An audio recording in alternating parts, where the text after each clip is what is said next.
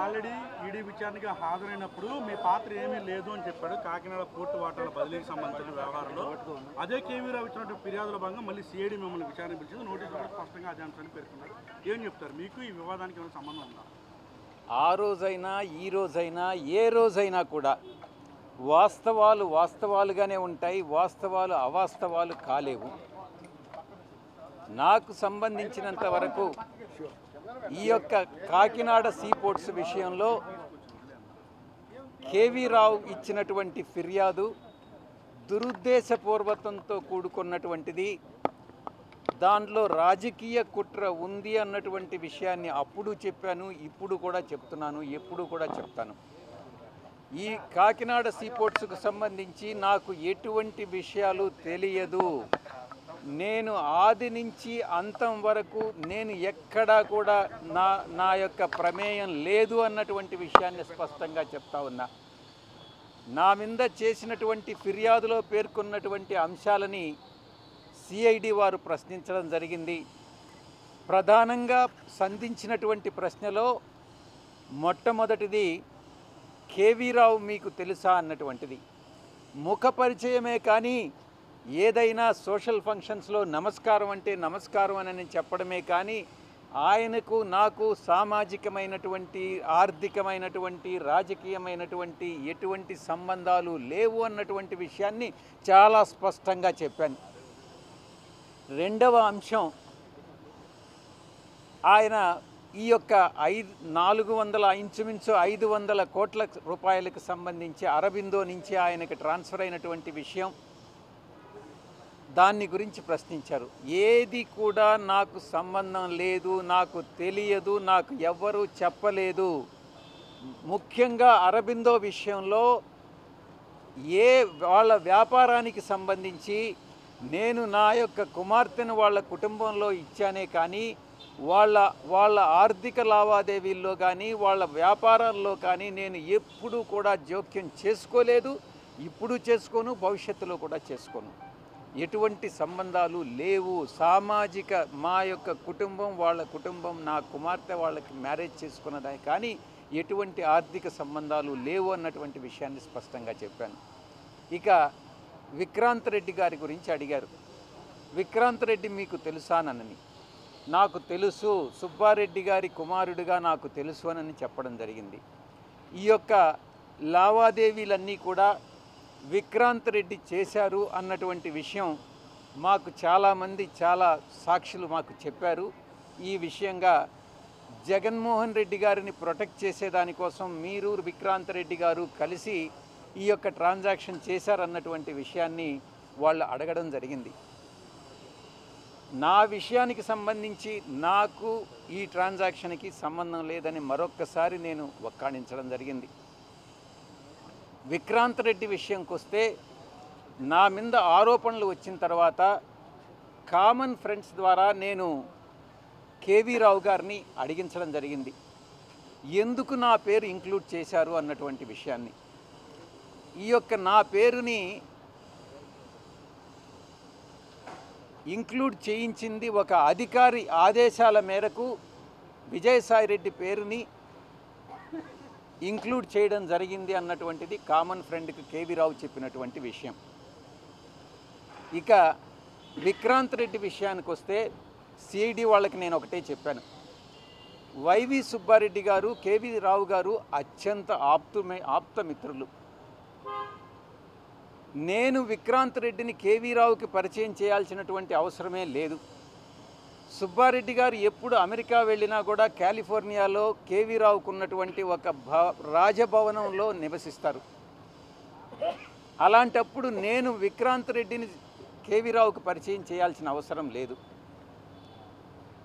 ముఖ్యంగా దీనిలో విక్రాంత్ రెడ్డి పాత్ర గురించి అడిగినప్పుడు ఆది నుంచి అంతిమం వరకు నా మీద ఆరోపణలు చేశారు కాబట్టి ఈరోజు నేను మీ ముందు వచ్చి జవాబు చెప్పుకోవాల్సిన పరిస్థితి వస్తుంది. కాబట్టి ఈ యొక్క డీల్ని నాకు తెలిసినంత వరకు కేవీ రావు కామన్ ఫ్రెండ్స్ ద్వారా కేవీ రావును అడిగించినప్పుడు కేవీ రావే దీన్ని ఆది నుంచి అంతిమం వరకు విక్రాంత్ రెడ్డే డీల్ చేశాడన్నటువంటి విషయం కామన్ ఫ్రెండ్స్కి చెప్పడం జరిగింది.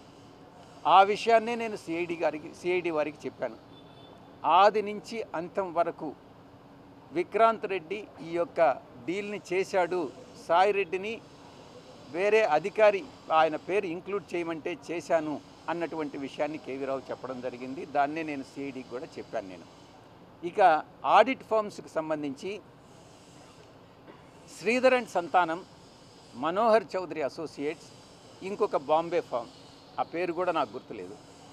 శ్రీధర్ అండ్ సంతానం వాళ్ళు మీ పేరు చెప్తున్నారో అని నేను ఒకటే చెప్పాను, ఎవరైతే మీకు చెప్పారో వాళ్ళని వెంకటేశ్వర స్వామి సాక్షిగా చెప్పమనండి.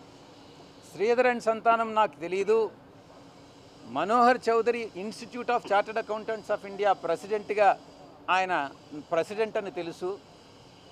ఒక 2 సంవత్సర కాలం పాటు ప్రెసిడెంట్గా పనిచేశాడు. ఇంకొక బాంబే కంపెనీ అసలు తెలీదు. ఈ విషయం ఈ శ్రీధర్ అండ్ సంతానం అన్నటువంటి కంపెనీని మీరే అపాయింట్ చేయించారు, ధనంజయ రెడ్డి గారికి మీరే రికమెండ్ చేశారు అన్నటువంటి విషయాన్ని వాళ్ళు అడిగారు. నేను ఒకటే చెప్పాను, నేను ధనంజయ రెడ్డి గారిని అడిగాను.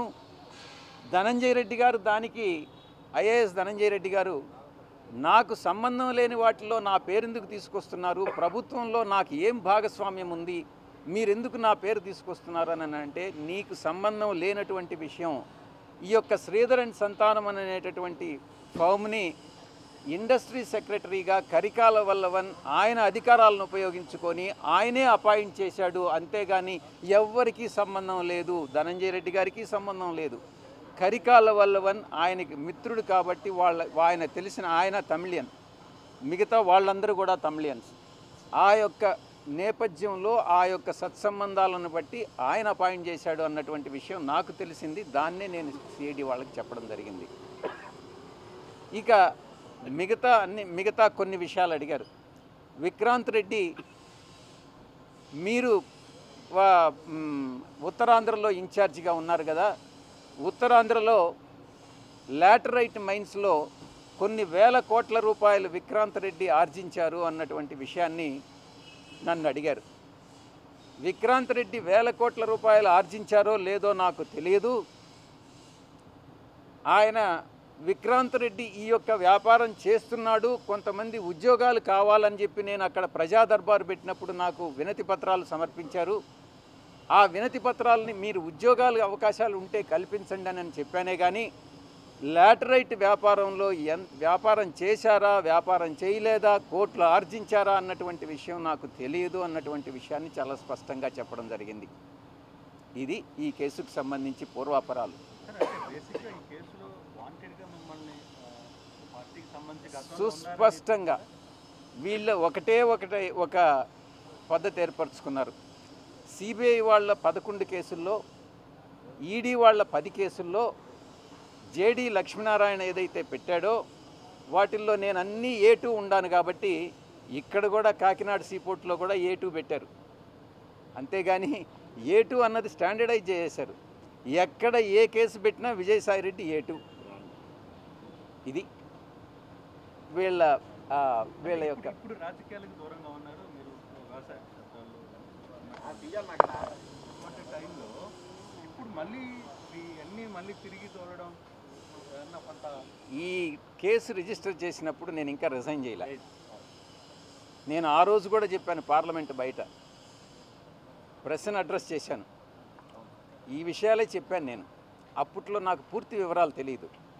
ఆ తర్వాత తెలుసుకున్న తర్వాత ఈరోజు నాకు పూర్తి అవగాహన వచ్చింది, ఎవరు చేశారు, ఎలా చేశారు. ఇంకొక ప్రశ్న కూడా అడిగారు, జగన్మోహన్ రెడ్డి గారిని ఈ కేసు నుంచి పక్కకు తప్పించేదానికి, దీంట్లో ఈ యొక్క కంపెనీ బెనిఫిషియరీ జగన్మోహన్ రెడ్డి గారు, ఆయన్ని పక్కకు తప్పించేదానికి మీరు విక్రాంత్ రెడ్డి ప్రయత్నం చేస్తున్నారు అన్నటువంటి విషయం. నేను అటువంటి ప్రయత్నం చేయలేదు. నాకు ఈ విషయాలు తెలియదు. ఈ ట్రాన్సాక్షన్ జరిగింది కూడా నాకు తెలియదు. నాకు తెలియదనంటే మీరు నమ్మకపోవచ్చు. ఎందుకనంటే శరత్ చంద్రారెడ్డి మా అల్లుడు బ్రదరు కంపెనీ కాబట్టి. నేను ఒక్కటే చెప్తా ఉండా, మా అల్లుడు కంపెనీస్లో వాళ్ళ అరబిందోలో నేను ఎటువంటి జోక్యము చేసుకోను.